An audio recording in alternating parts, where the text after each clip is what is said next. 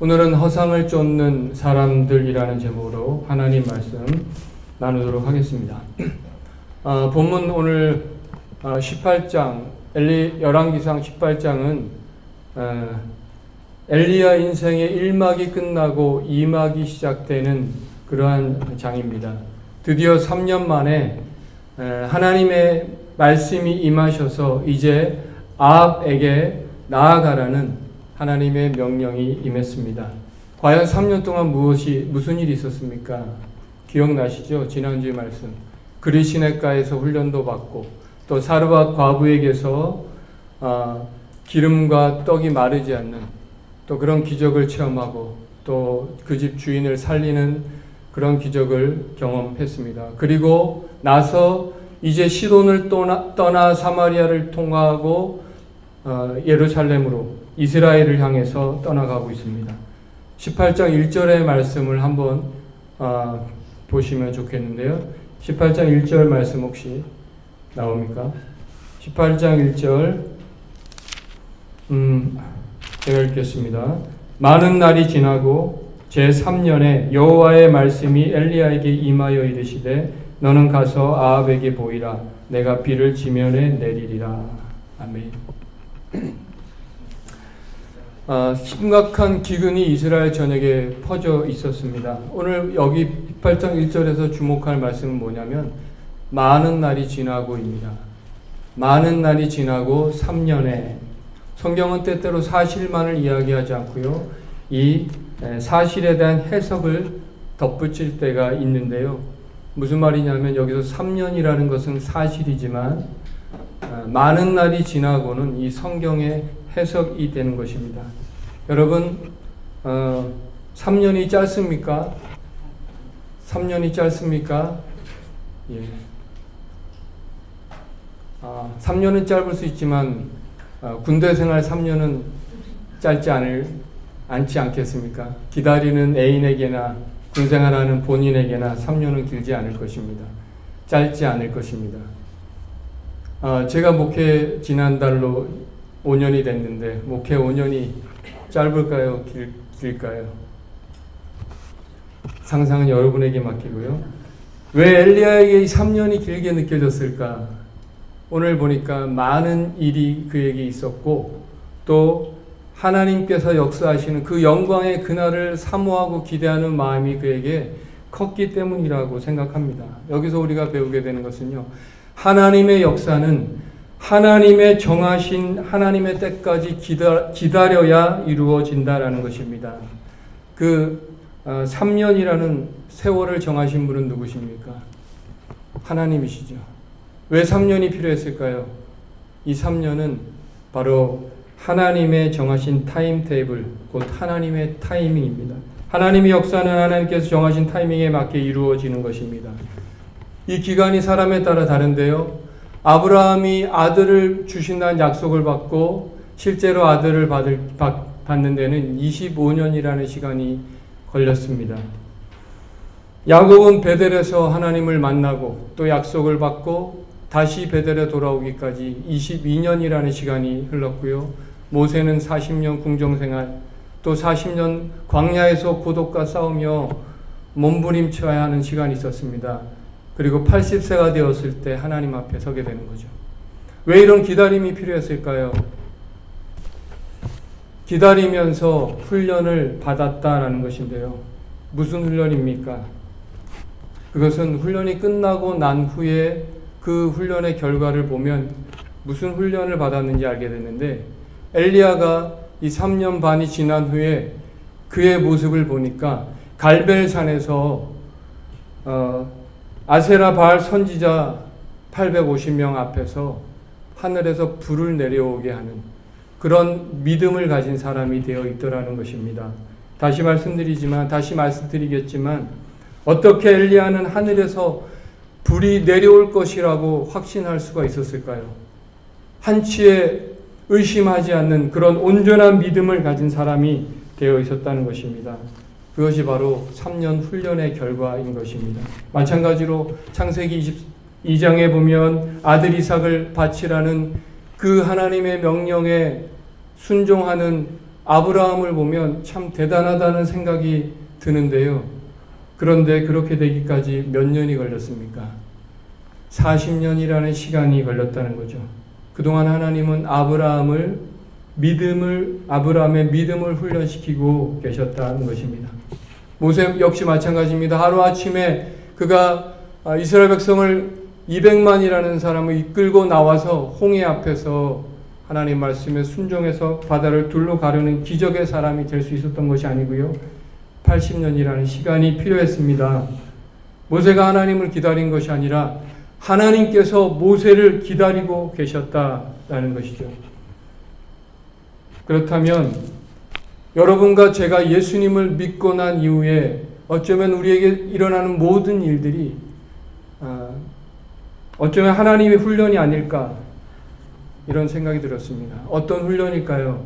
여러분과 저의 믿음을 키워주는 훈련, 순종을 가르치는 훈련을 하는 시간이었다라고 믿습니다.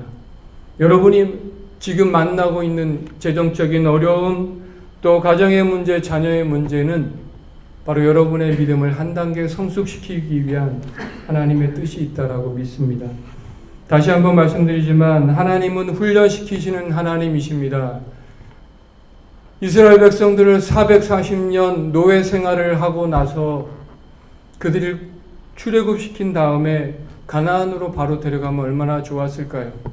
그런데 광야로 보내서 40년 동안 광야 생활을 하게 하십니다. 왜 그랬을까요?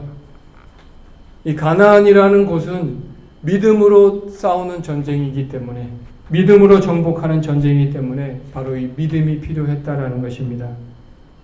여러분, 하나님의 타이밍이 있습니다. 좋은 믿음의 사람은 하루아침에 이루어지지 않고요. 좋은 교회 역시 그냥 이루어지지 않습니다.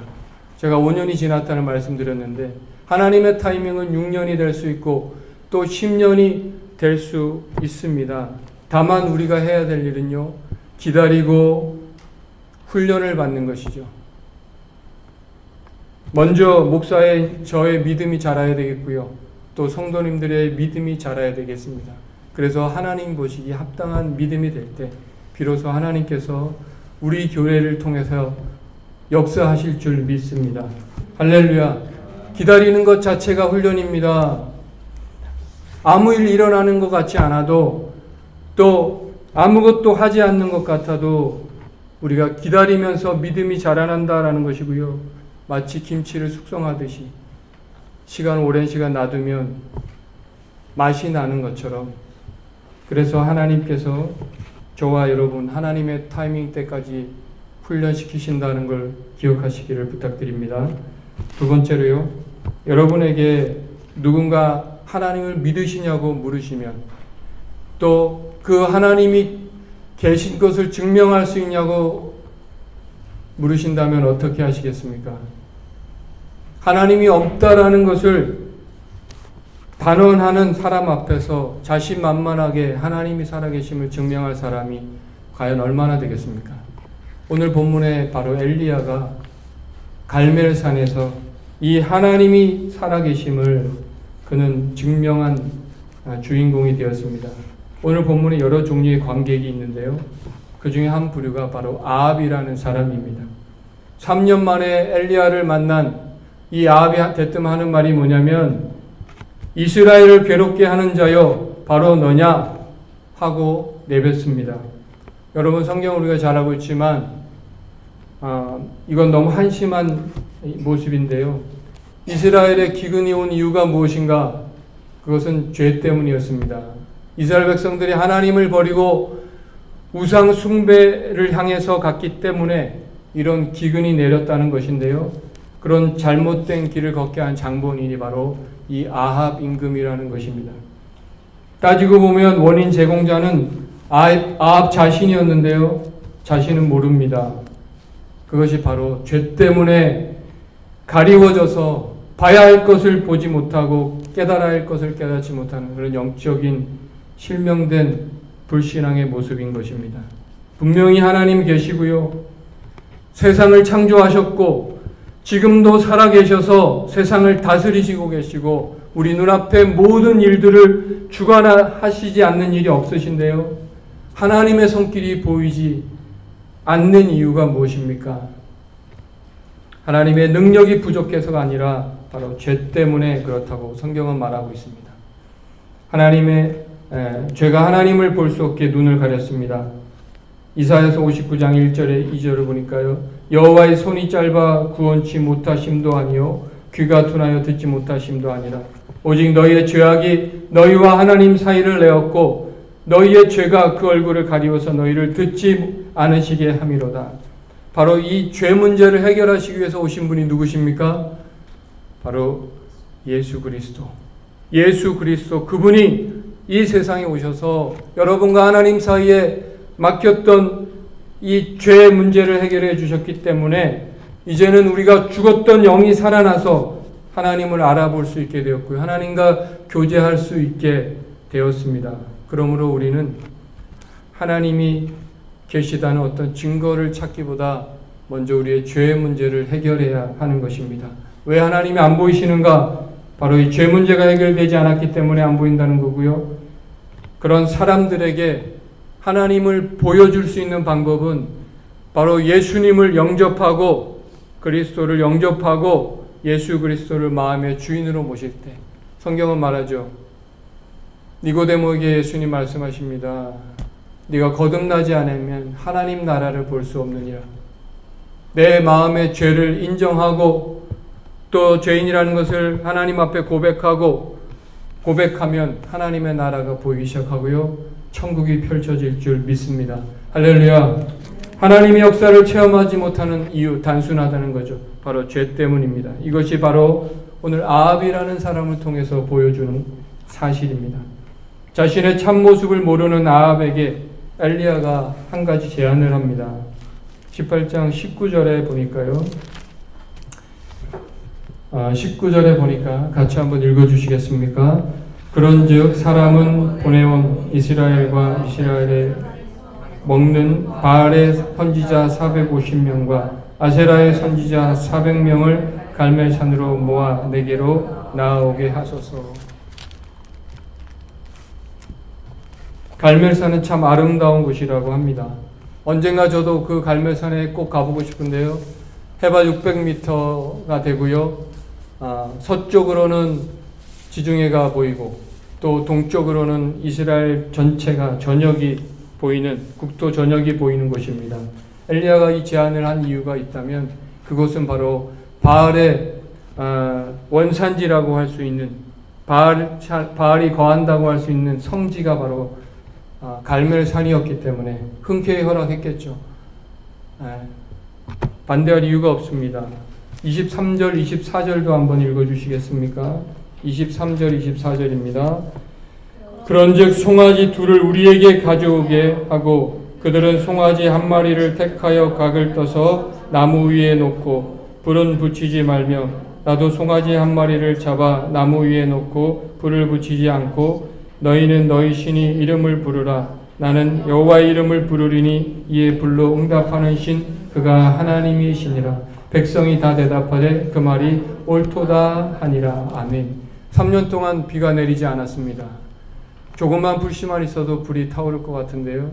누군가 먼저 시작하는 사람이 유리하지 않겠나 생각이 드는데 이 850명의 선지자가 손뼉을 치면서 돌림 노래를 부르고 난리가 났습니다. 그러나 아무런 응답도 없고 아무런 소리도 들리지 않는 광란이 이어질 뿐입니다. 아침부터 저녁이 되었습니다.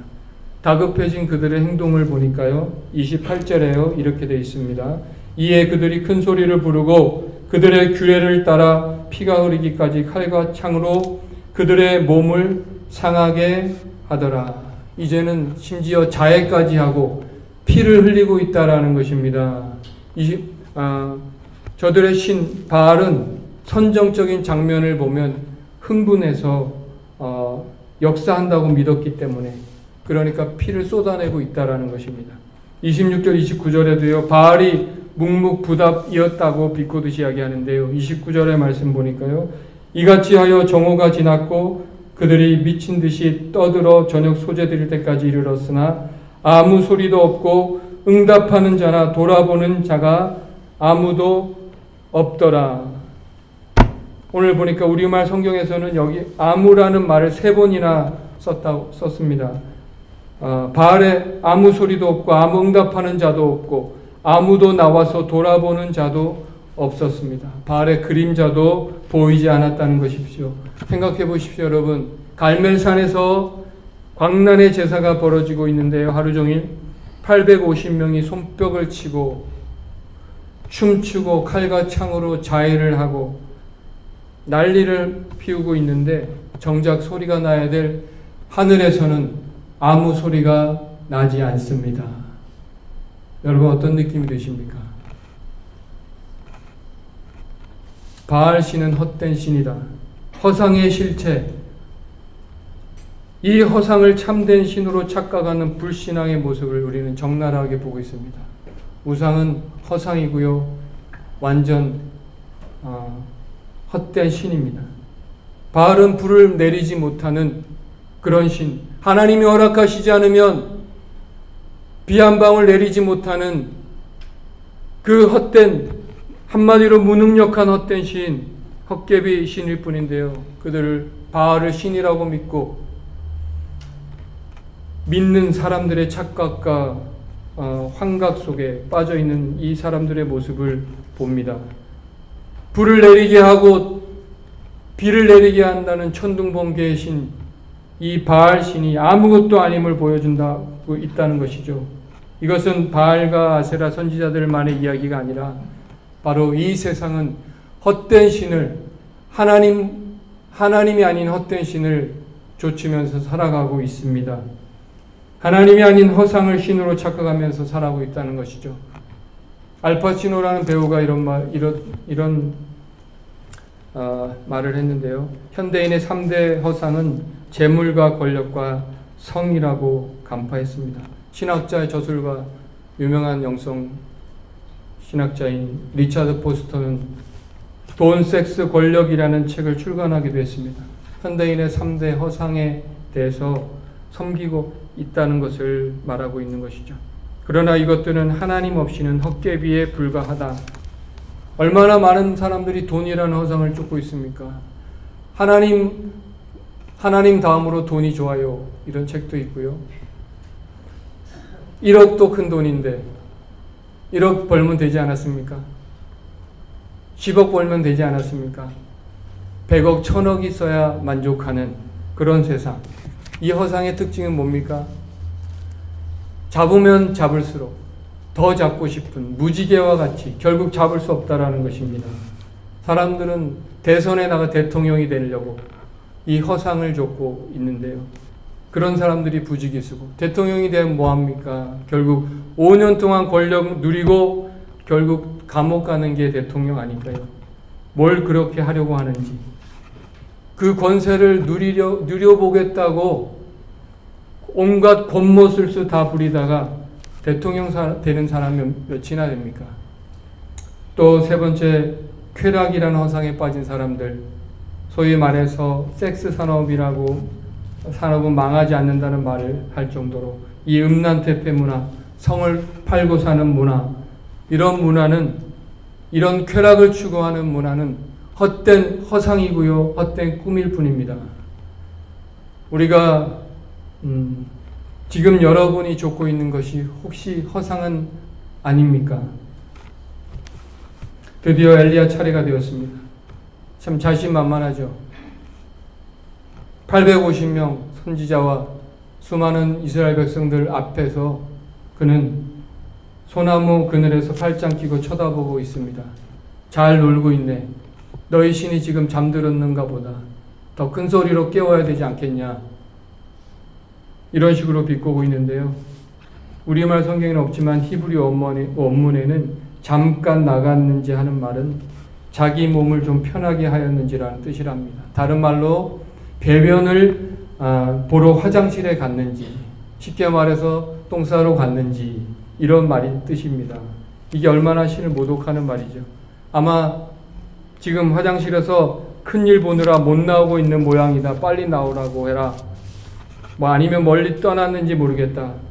얼마나 자신만만합니까?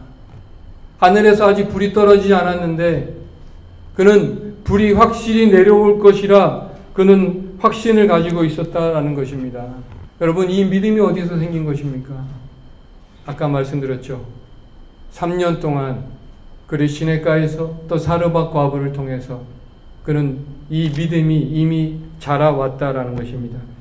살아계신 하나님께서 자신의 삶 속에서 역사하신 그 사실을 철저하게 신뢰하고 나가는 자신만만한 그의 삶의 태도가 증명하고 있는 것입니다. 엘리야는 죄로 말미암아 눈이 어두워지고 하나님과 헛된 신 사이에 저울질하며 갈피를 못 잡는 세상, 그리고 참신이 아닌 거짓신을 신으로 착각하며 살아가는 이 사람들 앞에 살아계신 하나님을 분명하게 보여주고 있는 것입니다. 이런 담대한 믿음으로 하나님께서 결국 하늘에서 불이 떨어집니다. 할렐루야. 마지막으로 이런 불이 떨어지기 전에 한 일이 있는데요. 30절에 보니까요. 엘리야가 이 모든 백성을 향하여 이르되 내게로 가까이 오라. 백성이 다 그에게 가까이 가매 그가 무너진 여호와의 제단을 수축하되. 할렐루야. 불을 내리기 전에 무너진 여호와의 단을 수축을 합니다. 거기에는 초라한 제단이 있었습니다. 흔적도 없고 잘 누가 알려주면 찾기 힘든 그런 제단이 그곳에 있었다라는 것입니다. 그곳은 얼마 전까지 하나님 앞에 나와 하나님의 임재를 경험하고 예배하고 교제했던 바로 그곳이었습니다. 그 제단이 무너져 있었습니다.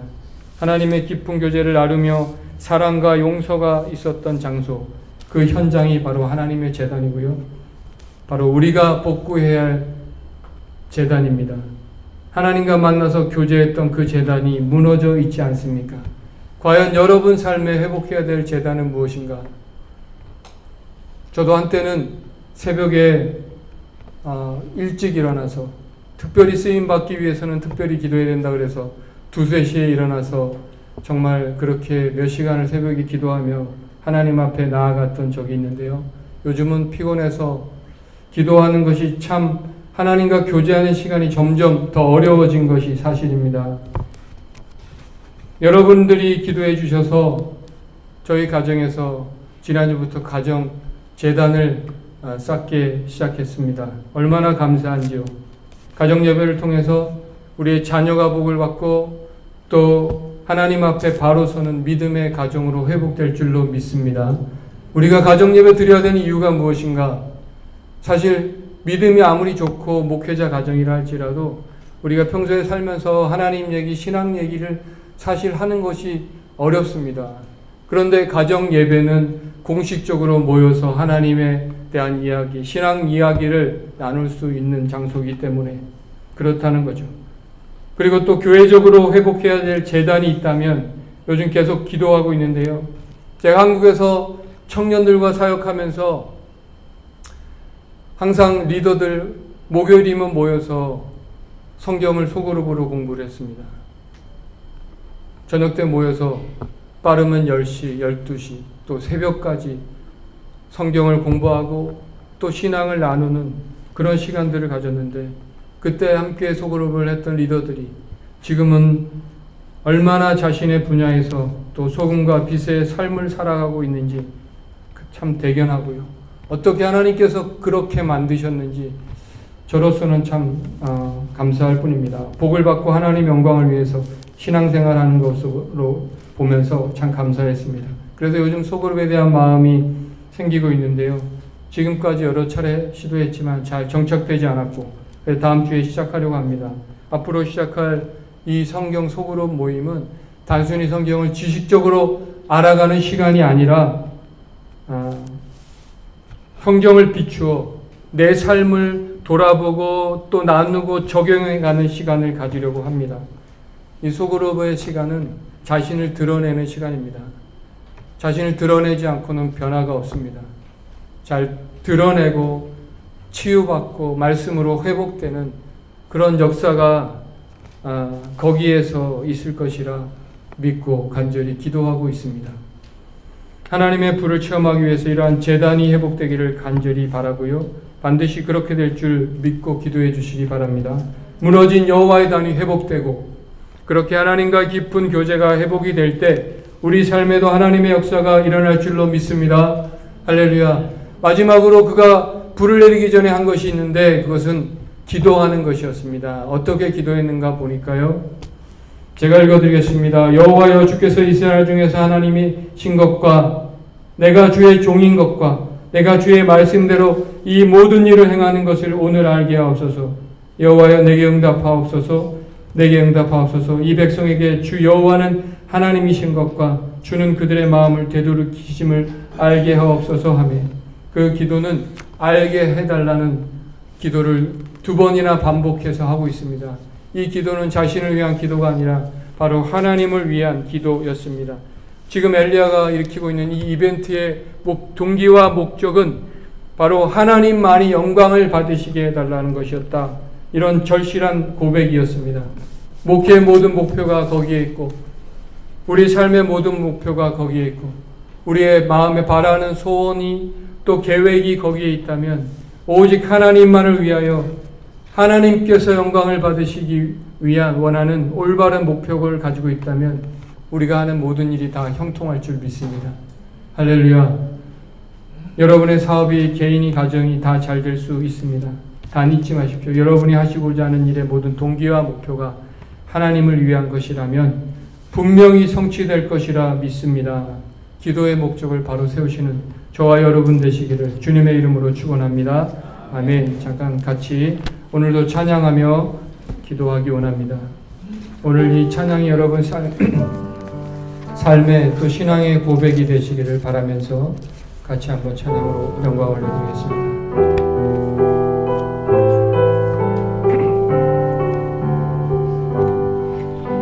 내가 주인 삼은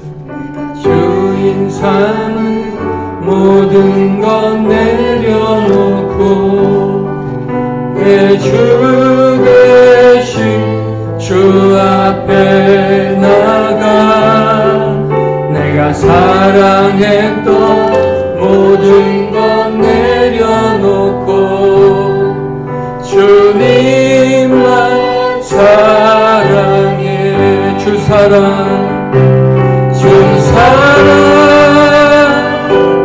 거친 풍랑에도 깊은 바다처럼 나를 잠잠케 해. 주 사랑 내 영혼의 반석 그 사랑 위에서.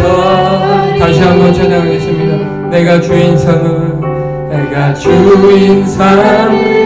모든 것 내려놓고 내 주 대신 주 앞에 나가 내가 사랑했던 모든 것 내려놓고 주님만 사랑해.